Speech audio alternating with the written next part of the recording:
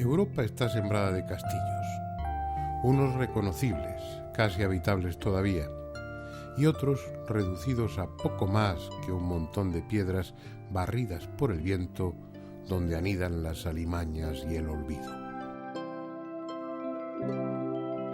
Son el testimonio de un pasado no demasiado lejano, de una época atormentada y oscura de la que, pese a su cercanía, ignoramos muchas cosas. La Edad Media.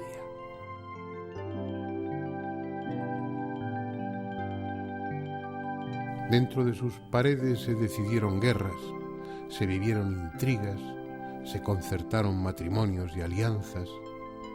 Se gestó, en fin, esa parte visible de la historia en la que caben por igual las hazañas más heroicas y los hechos más miserables.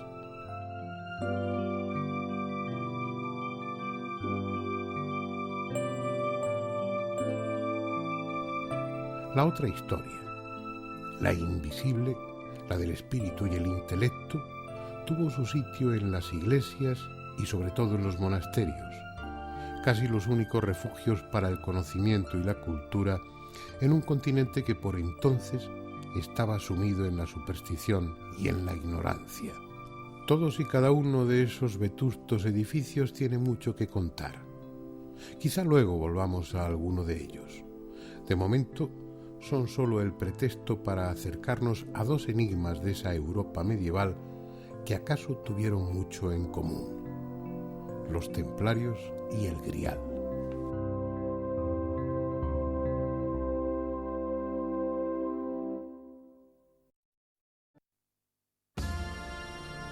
Situémonos a finales del siglo XI. El pretendido fin del mundo no había llegado con el año 1000 y, al parecer, la bestia del Apocalipsis iba a seguir encadenada por lo menos otros 1000 años más.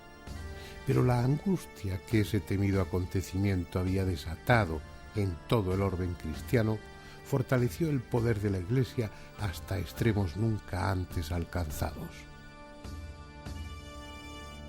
Jerusalén y los santos lugares se convirtieron en la meta para multitud de peregrinos que querían ver con sus propios ojos y sentir bajo sus propios pies el escenario donde sucedieron los hechos que cimentaban su fe.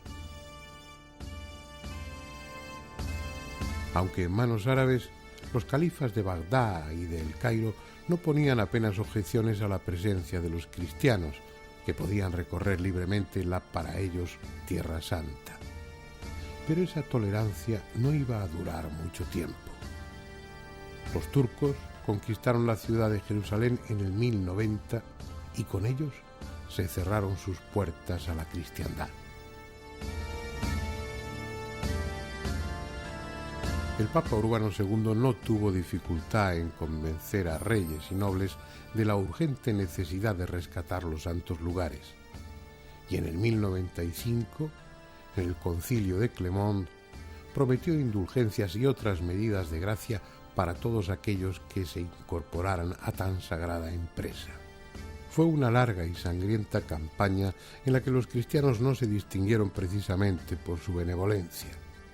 En julio de 1099, el último reducto de los turcos, la mezquita construida sobre el antiguo templo de Salomón, fue arrasada en un auténtico baño de sangre.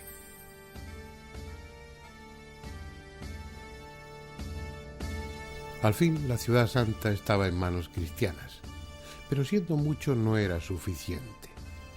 Jerusalén se hallaba en medio de un territorio todavía hostil en el que abundaban bandidos y miembros del ejército vencido que daban rienda suelta a su resentimiento robando y matando a los peregrinos.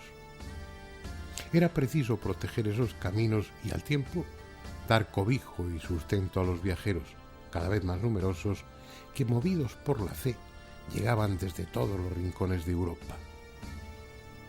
Con ese fin se crearon órdenes religiosas como la de los Hermanos Hospitalarios Teutónicos o la Hospitalaria de Jerusalén.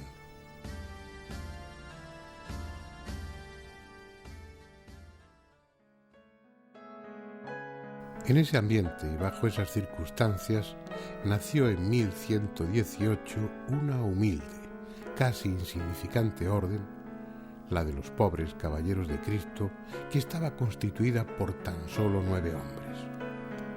Sus fundadores, Hugo de Páñez y Godofredo de Sena de Mar, y otros 7 caballeros franceses. Su misión: proteger a los peregrinos en Tierra Santa. Una noble e ingente tarea para 9 hombres que representaban el ideal de los caballeros cristianos. Monjes y soldados a un mismo tiempo, comprometidos por un juramento de obediencia, de pobreza y de castidad. 10 años más tarde, durante un concilio, la orden fue reconocida oficialmente, y como por entonces estaban ocupando un palacio construido sobre las ruinas del Templo de Salomón, cambiaron su nombre por el de Orden del Temple.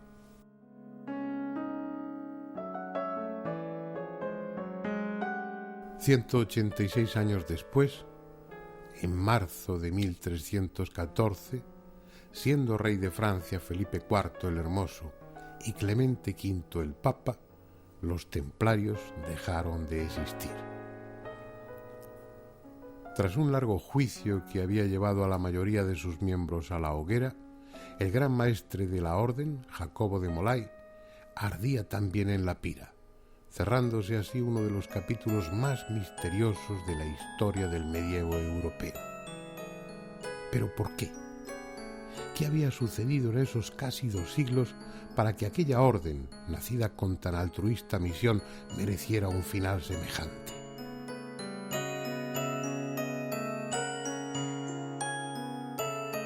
Hablemos de ello mientras contemplamos algunas de sus iglesias y castillos. Son solo una muestra, un pálido reflejo del esplendor que el Temple tuvo en otro tiempo.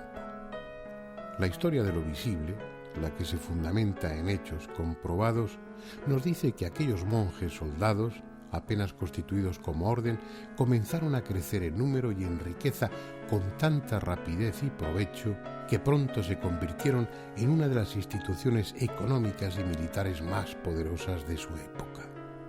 Aquellos pobres caballeros de Cristo que en sus orígenes fueron contemplados con simpatía y recibieron generosas donaciones, empezaron a ser mirados con envidia y recelo.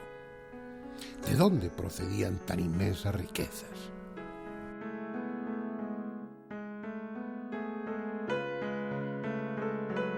Se fue extendiendo el rumor de que durante su estancia en Jerusalén habían explorado los túneles que rodean el Templo de Salomón y abierto otros nuevos hasta dar con un fabuloso tesoro.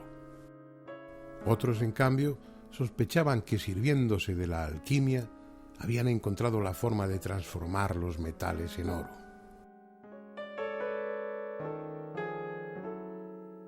Lo más probable es que fuesen rumores sin fundamento y su prosperidad proviniese de la hábil inversión de las muchas donaciones recibidas y de otras fuentes, entre ellas la explotación de antiguas minas de plata, como las de Hien de la Encina, excavadas ya en tiempos de los romanos. En cualquier caso, y aunque parte de ellos se dedicaran a tareas económicas y administrativas, los templarios seguían siendo monjes y soldados en continua campaña, defendiendo los caminos y luchando contra los árabes. España era en esos siglos un escenario turbulento que requería constantemente de sus servicios. Por eso está sembrada de fortalezas e iglesias cuarteles del Temple donde pudieran descansar, curar sus heridas y orar con recogimiento de acuerdo a sus reglas.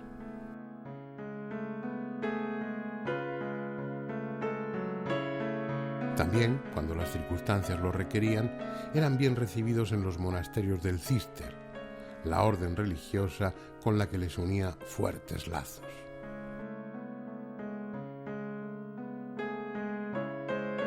Pero de nada sirvió su entrega a la causa cristiana.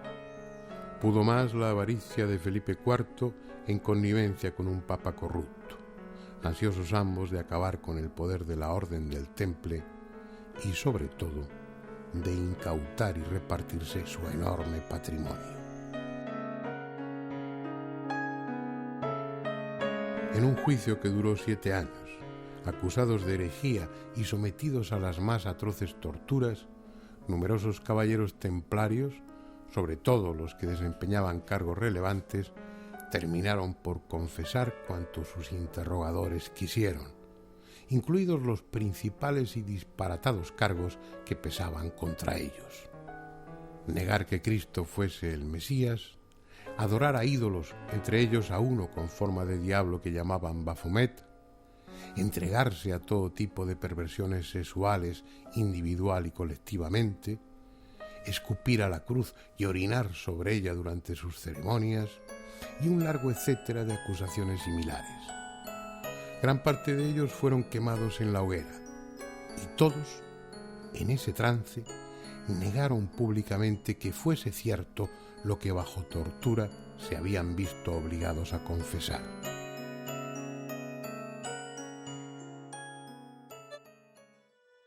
Hasta aquí la historia visible. Pero ¿qué hay de la otra?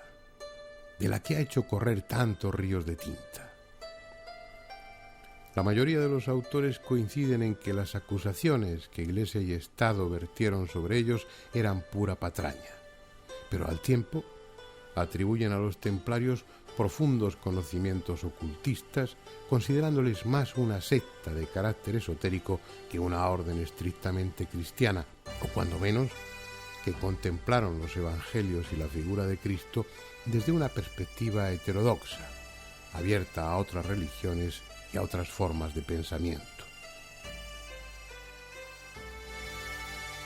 En este terreno todo son conjeturas, por más que alguno de esos autores se empeñen en lo contrario, entre otras cosas porque si algo caracterizó a los templarios fue el secretismo.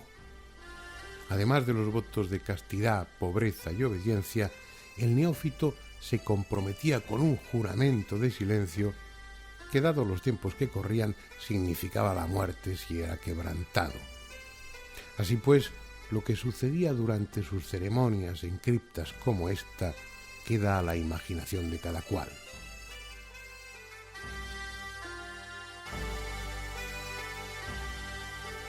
Ni siquiera sabemos si el célebre Baphomet, cabeza o diablo con pechos al que todos aluden, existió fuera de la imaginación de los inquisidores, que interpretaron a su conveniencia cualquiera de las figuras simbólicas que aparecen representadas en las construcciones templarias.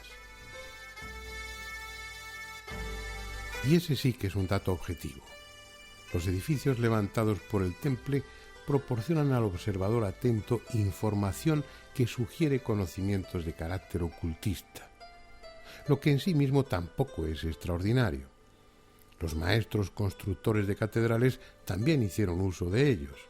Símbolos, medidas, orientación, proporciones o vidrieras responden a conceptos que desde tiempo de Pitágoras buscan más la integración del hombre con lo cósmico que la simple armonía estética. La arquitectura templaria es reconocible. Dentro de su solidez, las fortalezas recurren a formas estilizadas, a elevadas torres, y la planta de sus iglesias y castillos es frecuentemente de forma octogonal, contrastando así con el resto de las construcciones medievales.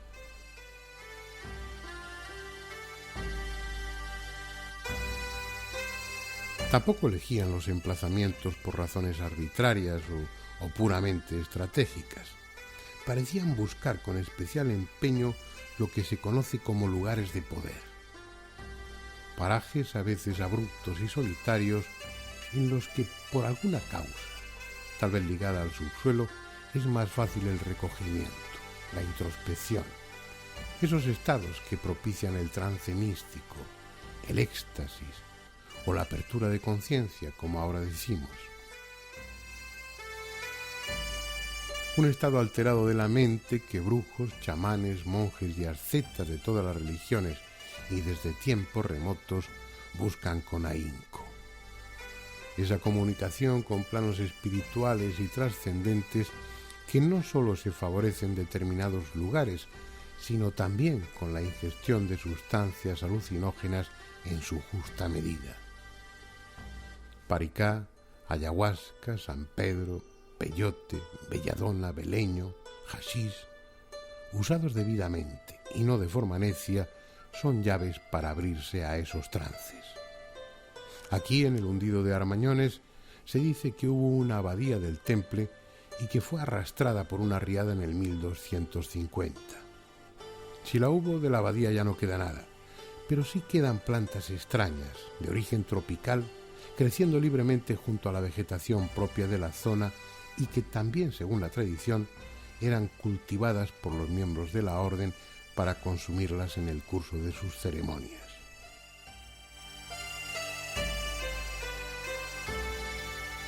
Y ya que no podemos hablar de certidumbre, consideremos si al menos hubo oportunidad y tiempo para que los templarios se iniciasen en esos saberes ocultos que muchos les atribuyen. Desde su fundación y durante 7 años estuvieron en Jerusalén, y no deja de ser curioso que instalados precisamente sobre el centro místico por excelencia, el Templo de Salomón, en donde ahora está la Mezquita de la Roca, esa piedra en la que Abraham dialogó con Yahvé y sobre la que estuvo a punto de sacrificar a su hijo, la misma roca desde la que Mahoma emprendió un viaje al cielo para encontrarse con ese mismo Dios.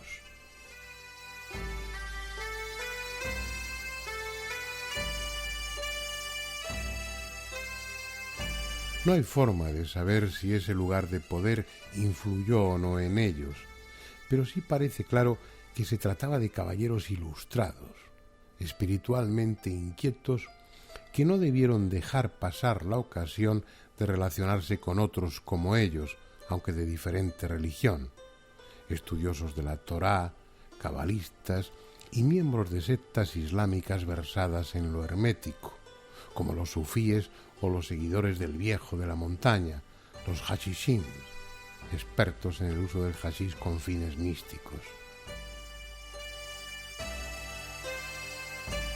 Asentados ya en Europa, tampoco habrían tenido dificultad para profundizar en esos conocimientos, porque era precisamente en los monasterios donde se conservaba y alimentaba la cultura y la ciencia, extendida a temas como astrología, alquimia, botánica y otros muchos no necesariamente piadosos.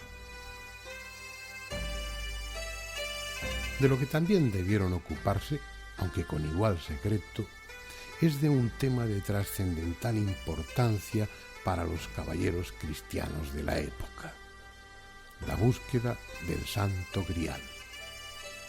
De hecho, hay información que parece confirmar su relación con esa copa mística, pero de una forma tan especial, tan herética, que prefiero dejarla para el final. Ahora, para hablar del Grial, vayamos a un escenario diferente en busca de otros caballeros legendarios.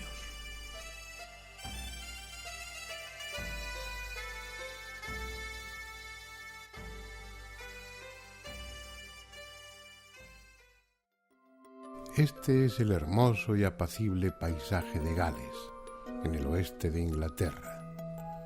Tierra de leyendas en la que todo fue posible, sembrada de extraños monumentos, de santuarios levantados hace 4 o 5.000 años. Si existen los lugares de poder que antes citábamos, aquí los hay de singular fuerza, a juzgar por el trabajo que se tomó el hombre antiguo para, una vez descubiertos, magnificarlos con descomunales piedras traídas de canteras lejanas. Pero es también la tierra del rey Arturo y de sus caballeros de la tabla redonda. Su historia, inventada a medias o totalmente, que no hay forma de saberlo, se hizo popular en el siglo XII, cuando el francés Chrétien de Troyes escribió un libro que relataba sus hazañas. Cronológicamente, el nacimiento del mito artúrico está muy cerca de la fundación de la Orden del Temple. Pero acaso no importe, porque aun siendo la primera referencia escrita, el libro de Troyes recogió y dio forma a lo que ya estaba en el ambiente, el espíritu de la caballería andante. Desde hacía 2 siglos, los juglares ya venían contando las hazañas de los nobles cristianos que recorrían el mundo conocido llevando la justicia en su espada y a Jesús en el corazón. Con la primera cruzada, esos caballeros creyeron haber encontrado un objetivo concreto para sus altruistas ambiciones: la conquista de Tierra Santa. Pero pronto descubrieron que en ella no estaba lo que buscaban. Aquel territorio conquistado se hallaba lleno de recuerdos importantes para un cristiano. Él estuvo aquí, anduvo por este camino, murió en este lugar, fue enterrado aquí. Sin embargo, eran solo eso: sitios, caminos, huertos. Jesús ya no estaba allí. Puede decirse que aquellos de los caballeros que volvieron lo hicieron cargados de reliquias y de aventuras que contar, pero en el fondo tan vacíos como cuando emprendieron el camino. Seguían necesitando un ideal, algo espiritual y al mismo tiempo tangible, algo como el Santo Grial.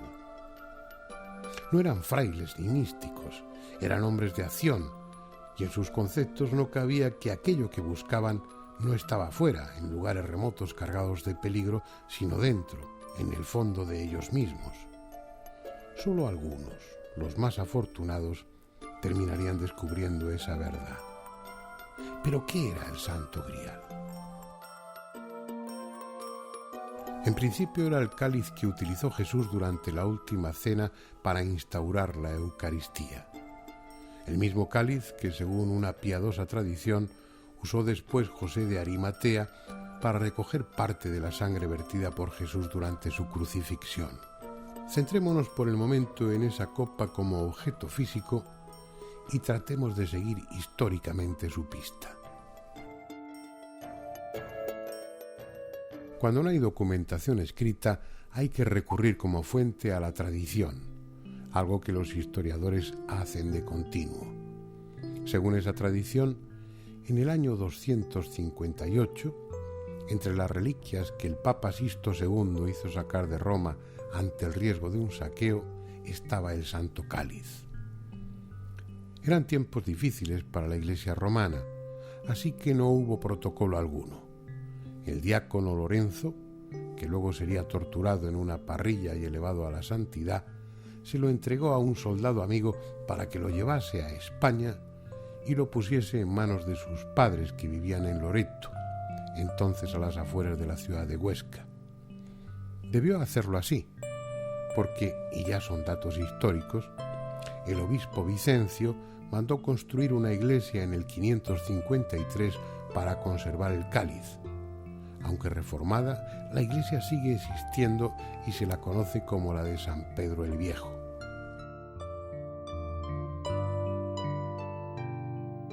En ella estuvo durante un tiempo, hasta que por la inminencia de la invasión árabe de la ciudad, el obispo Acisclo ordenó a principios del siglo VIII que fuera trasladado el cáliz a Yebra, donde estuvo escondido en una cueva.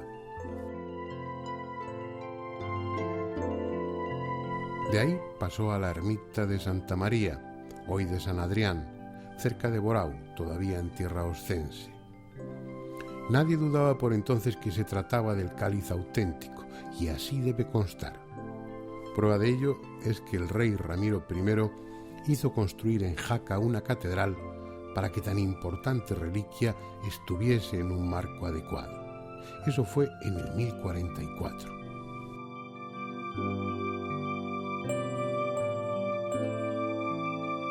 Pero no iba a terminar ahí su peregrinaje, porque después fue llevado al monasterio de San Juan de la Peña, donde durante casi 3 siglos el cáliz permaneció tranquilo, siendo objeto de veneración y oficiándose con él en ocasiones muy solemnes.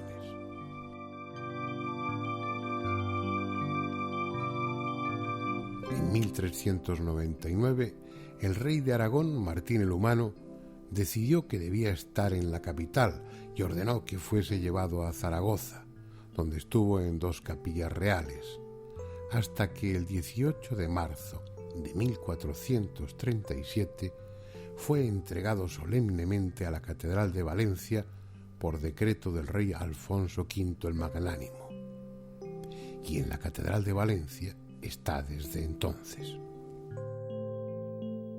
Se conserva protegido por un cristal blindado en medio de un extraordinario retablo renacentista en la llamada Sala Capitular Antigua, de donde sale 2 veces al año con el imponente ritual que corresponde a una reliquia de tal importancia. La copa, el cáliz, es de ágata, y su estudio técnico lo sitúa entre el siglo II antes de nuestra era y el siglo I después de Cristo. Es decir, por sus características y antigüedad, encaja en la época y el lugar adecuados. Con el tiempo se le añadió una peana también de ágata, ricamente adornada, y 2 asas de oro burilado. Si es ciertamente el cáliz que usó Jesús durante la última cena, nadie puede afirmarlo, al menos con total seguridad. Pero la tradición así lo sostiene desde hace 18 siglos. Y de todos los cálices que pretenden ser el auténtico, este es el único que puede lícitamente aspirar a ese título.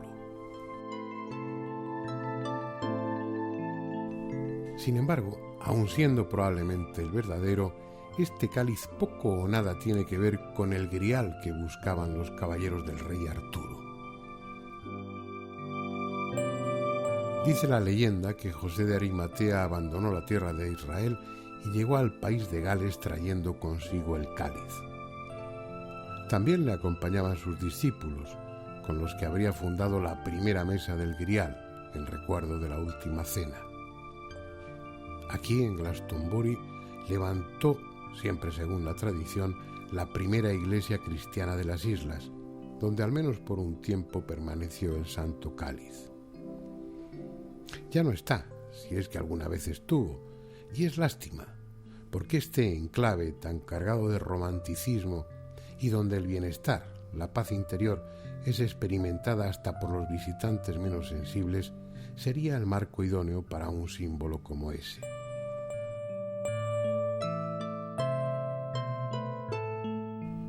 Entre las ruinas de su vieja abadía, una tumba, la del rey Arturo.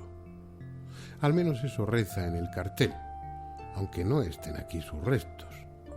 De hecho, ni siquiera hay certeza de que tan ejemplar monarca haya existido nunca.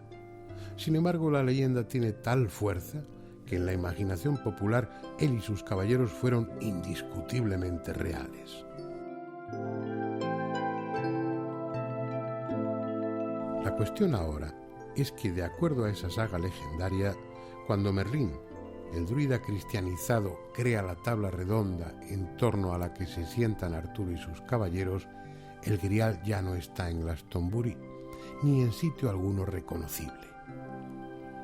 El símbolo ha sustituido al objeto físico y se encuentra bajo la custodia de un rey herido que no puede morir, en el castillo que corona un monte de simbólico nombre, Mont Salvage, el monte de la salvación, en medio de un territorio simbólico, la tierra desolada.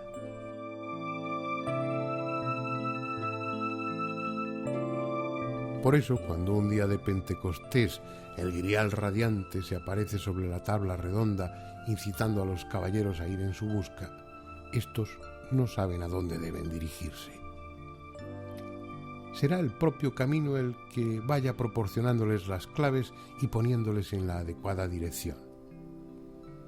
En definitiva, se trata de un viaje iniciático durante el que deberán vencer tentaciones, arrostrar peligros de todo tipo, enmendar injusticias, salvar doncellas. Cada hazaña tiene a su vez un rico simbolismo y por tanto una doble lectura, porque pese a ser un mito cristianizado, el rey Arturo y sus caballeros hunde sus raíces en lo pagano, en lo mágico. El hecho de que Merlín, el inspirador de la tabla redonda y tutor de ese proceso iniciático, sea un druida, un mago, es en sí mismo significativo. El grial no es sólo el cáliz de la última cena, es el símbolo de la renovación, de la muerte como principio de la vida, el atanor del alquimista, donde el metal corriente se transforma en oro. De todos los caballeros que salieron en su busca, Solo 3 llegan a la meta y en la mítica ciudad celestial de Oriente asisten a la misa que con el propio Grial oficia Jesús. Ser Galahad, el caballero virgen, que ya era limpio de corazón al iniciar el camino y que muere en plenitud de gracia cuando el Grial retorna al cielo. Perceval o Parsifal, apodado el tonto perfecto, que en el viaje de regreso se queda en Montsalvatge, donde la tierra desolada ha fructificado de nuevo y sustituye al rey herido. Y Bors, el hombre corriente, que ya ha dejado de serlo y que será el único que vuelva a Camelot a relatar lo sucedido. Ninguno se ha quedado con el cáliz, porque la lección última de la leyenda artúrica es que el Grial, cuya posesión entraña la inmortalidad y el poder absoluto, solo puede ser alcanzado por el que ya no lo necesita, por el que, tras recorrer con éxito ese camino de iniciación, descubre que el Grial, el símbolo de la divinidad, ha estado en su propio interior durante todo el tiempo.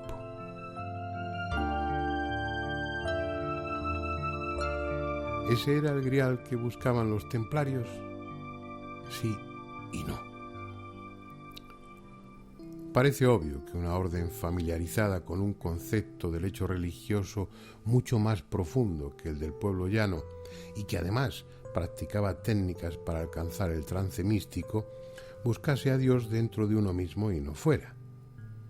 Pero según deducen algunos investigadores, los templarios, más que buscadores, se consideraban custodios del Grial, dándole a esa palabra otro sentido, el que se deriva de su raíz gaélica y que no alude al continente, es decir, al cáliz, y sí al contenido, esto es, a la sangre de Cristo. Pero la sangre de Cristo no como tal, sino nada menos que como estirpe.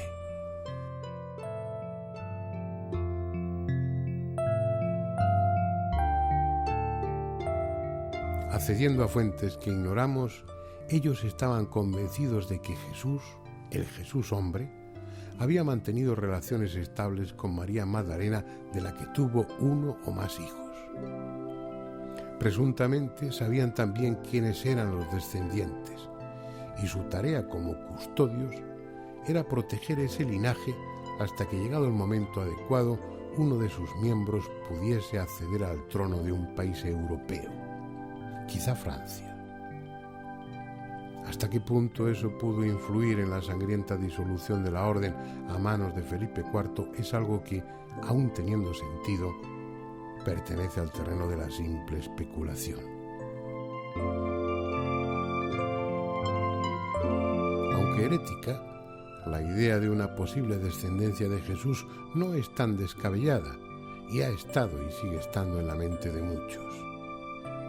Varias dinastías inglesas medievales trataron de legitimarse aduciendo esa descendencia en línea directa de Jesús. Y en este recién terminado siglo, ese era el argumento con el que algunos grupos influyentes aspiraban a restablecer la monarquía en Francia y sentar en su trono a uno de los descendientes de esa estirpe. Fantástico, tal vez, pero también posible. Ese, como otros secretos, quedó sepultado junto a los restos de los últimos templarios.